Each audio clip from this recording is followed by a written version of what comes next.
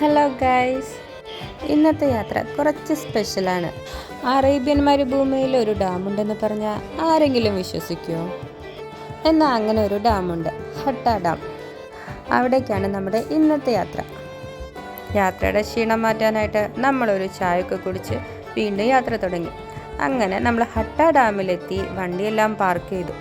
Dam കാണാൻ പോകാനായിട്ട് കുറച്ചുകൂടെ ദൂരം ഉണ്ടായിരുന്നു. ഫ്രീ ആയിട്ടുള്ള ഷട്ടിൽ ബസ് സർവീസ് അവർ തന്നെ നമുക്ക് പ്രൊവൈഡ് ചെയ്യുന്നുണ്ട്.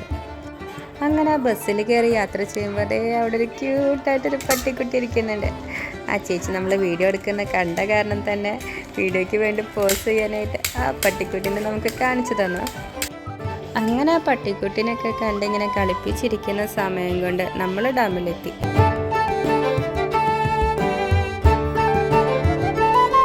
ബോട്ടിംഗ്, പെഡൽ ബോട്ടിംഗ്, കയാക്ക്, അങ്ങനെ ഒരുപാട് ആക്ടിവിറ്റീസും ഇവിടെയുണ്ട്. ഡാമിൻ്റെ സൗന്ദര്യമൊക്കെ കുറച്ച് നേരം ആസ്വദിച്ചു നിന്നു.